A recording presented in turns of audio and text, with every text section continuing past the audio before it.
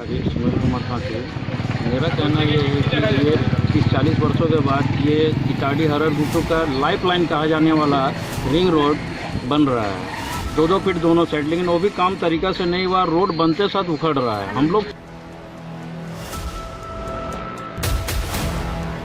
चाहते हैं, DC madam से आग्रह है कि इस रोड पे जितना भ्रष्टाचार हुआ है ना, इसका सही तरीका से जांच किया जाए। रोड को फिर से नए सिरे से कोड़ के बनाया जाए।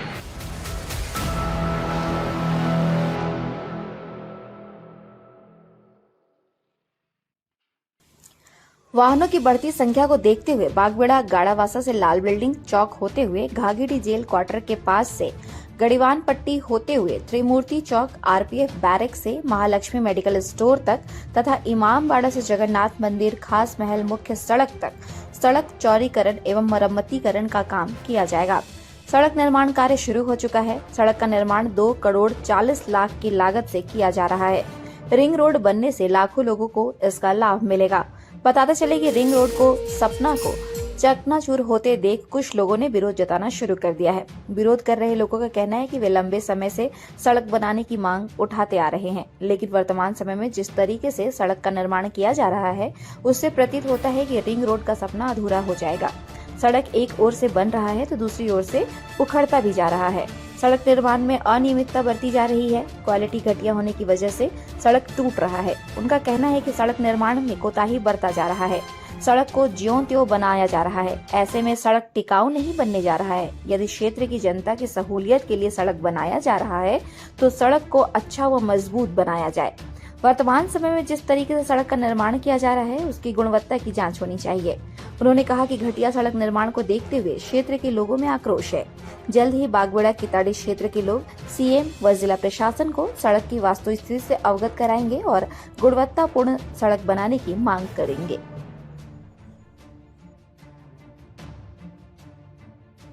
सुनील कुमार ठाकुर, मेरा कहना ये है कि ये 30-40 वर्षों के बाद ये इटाडी हरर गुट्टू का लाइफ लाइन कहा जाने वाला रिंग रोड बन रहा है, जिसका चौड़ाई है 12 फीट और इसको मुरुम भी भरना था 2-2 फीट दोनों साइड, लेकिन वो भी काम तरीका से नहीं हुआ। रोड बनते साथ उखड़ रहा है। हम लोग चाहते हैं, डीसी मैडम से आग्रह है कि इस रोड पे जितना भ्रष्टाचार हुआ है ना, उसका सही तरीका से जांच किया जाए। रोड को फिर से नए सिरे से कोड़ के बनाया जाए।